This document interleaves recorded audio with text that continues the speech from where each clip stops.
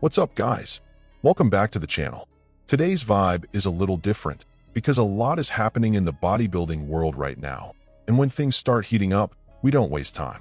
Before we jump in, make sure you're subscribed and turn on notifications. That way you don't miss any updates, breakdowns, or major controversies that could shift the direction of this season.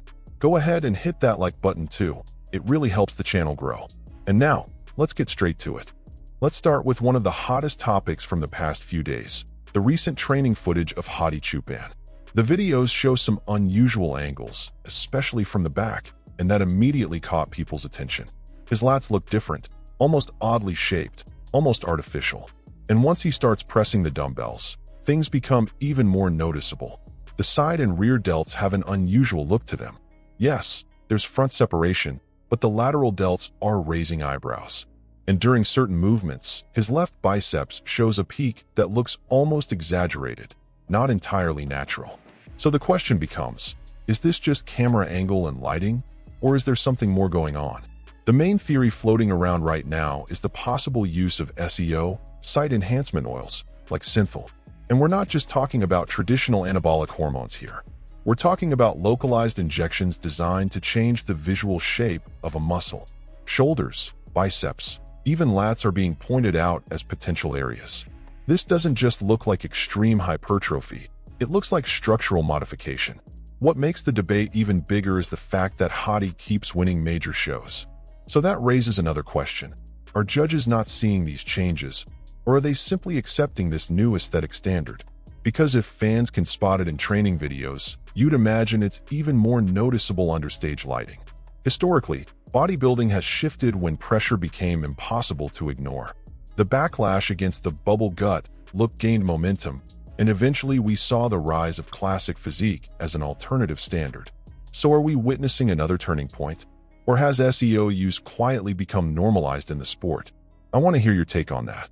Moving on to another update that got a lot of attention, James Hollingshead. His recent photos hit hard right away. In the back double bicep shot, he looks incredibly dense, the kind of size that makes any fan stop and think, is this finally his moment? His side chest pose also looks powerful. Full chest, thick arms, and a lateral leg that shows serious mass and density. Overall, he appears thicker than in previous phases of his career. Visually, it feels like clear, steady progression. But here's where we need to slow down a bit. James has always had naturally narrower shoulders and a back structure that isn't among the widest in the division. He carries a lot of thickness, especially from the side, but when he turns around on stage, the impact hasn't always matched what we saw in gym photos. And that's what creates some skepticism. In past preps, he's also looked incredible in training shots and well-produced photos. But once he stepped on stage, the final look didn't always reflect that same visual dominance. So the big question is this time different? Is this genuine, measurable evolution, or just perfect lighting and angles doing their job? The real answer only comes when he steps under the stage lights. Until then, expectations are high, but confirmation is still pending. Now let's talk about Reagan Grimes. Every time there's a new update from him, it feels strangely familiar. Same angle, same lighting, same way of presenting his physique. And that creates this impression of stagnation, even if small improvements are actually happening behind the scenes. Depending on the lighting, he can look bigger in certain shots. In others, he looks exactly the same as before. And that's the issue. When the presentation doesn't change, it becomes hard to see real progression. Fans start wondering, is he actually improving, or just repeating the same formula over and over? What makes this more frustrating is that he's never lacked potential. Solid structure, balanced lines, and the ability to compete at a high level. On paper, everything is there, but the constant feeling is that he's never fully unlocked it. It always seems like he's one decisive step away from breaking into the next tier, and that step just hasn't happened yet. Now, there's an important detail. He's entering a new off-season, and that's when big decisions need to be made. If he increases intensity, adjusts strategy, and truly pushes for more density and stage impact, real change could happen. So the question is simple. Will he finally tap into the full potential so many people see in him? Or are we going to keep seeing the same physique, from the same angle, with the same expectations that never quite get fulfilled? Now we get to one of the most interesting updates right now. Sam Sulek. In this current off-season, he's sitting at around 230 pounds, roughly 104 kilos for international viewers, and the visual difference is clear. He looks denser, fuller, and most importantly, more physically mature. What really stands out is his back.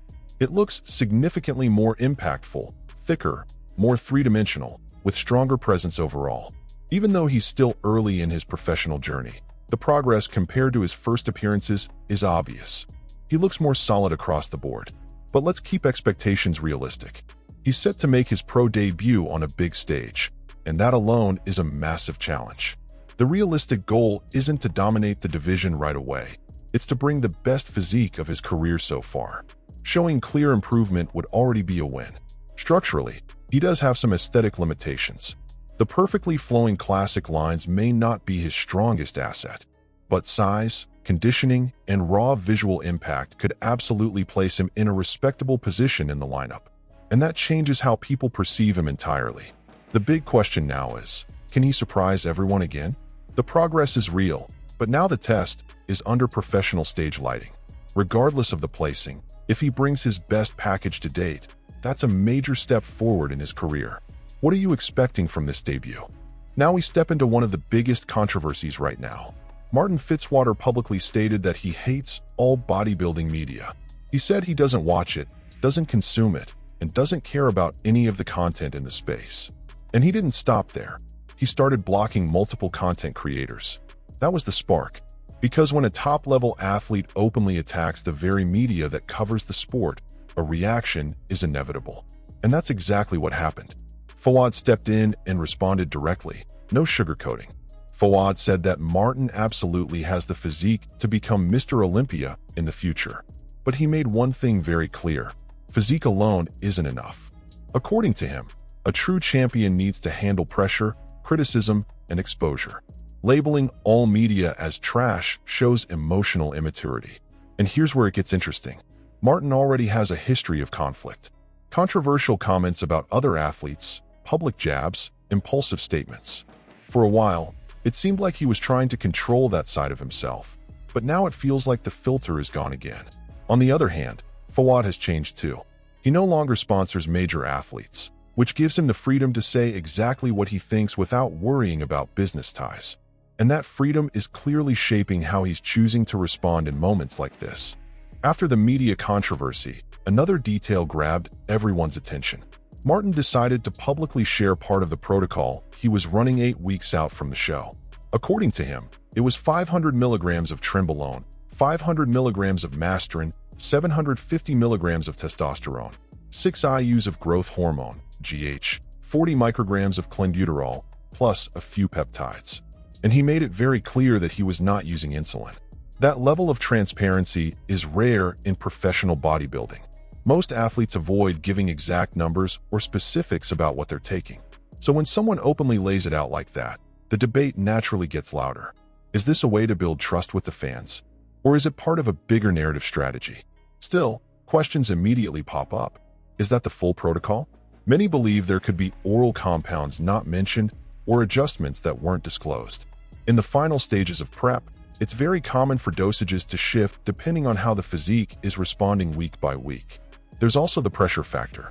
When an athlete is fighting for top placings and major prize money, the stakes are high.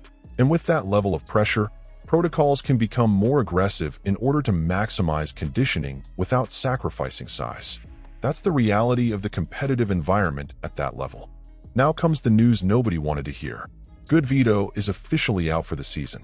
The reason appears to be a health issue, reportedly something stomach-related, and it has already had a direct impact on his physique. And the impact was significant. He dropped from 138 kilos, about 304 pounds, down to 122 kilos, roughly 269 pounds. That's a loss of 16 kilos, or around 35 pounds, right in the middle of contest prep. Naturally, that ruled him out of the Arnold Classic Brazil, where many people were already calling him the favorite. What makes this even more frustrating is the momentum he had built. At the last Mr. Olympia, he was the only rookie to crack the top 10. That's not something you see every year. He was widely viewed as one of the biggest rising stars of the new generation. Now the focus shifts completely. The stage is no longer the priority, recovery is. The estimate is about 3 months to stabilize his health, but everyone knows the body doesn't follow a strict calendar. The most important thing right now is getting back to 100%. If everything goes smoothly, a return later in the year at shows like the Prague Pro or Dubai Pro is possible. But the big question remains. When he comes back, will he be able to rebuild that massive size he was developing? We'll be watching this comeback very closely. To close this video on a high note, we need to talk about a true living legend, Dorian Yates. At 63 years old, he's still showing a level of physical shape that many people half his age would love to have. And we're not just talking about being in shape. We're talking about maintaining real muscle mass and definition. Even decades after retiring, he still carries much of the muscle he built during his prime. His body fat is low, the density is still there, and when he turns around, you instantly understand why he was known as the Shadow. That back structure hasn't disappeared. What's even more interesting is his current lifestyle. He's no longer living the extreme competitive bodybuilding routine. Today, his foundation is much more functional: yoga, Pilates, mobility-focused training, and overall health. His diet is simple, and he's not running heavy hormone protocols anymore. When you compare him to other athletes from the 1990s era, the contrast is obvious. Many have lost a significant amount of muscle or deal with serious physical limitations. Dorian, on the other hand, still carries presence, posture, and impressive muscle quality. It raises an important reflection. Genetics absolutely play a role, no question. But long-term choices matter too. Dorian has become an example of physical longevity in a sport known for pushing extremes.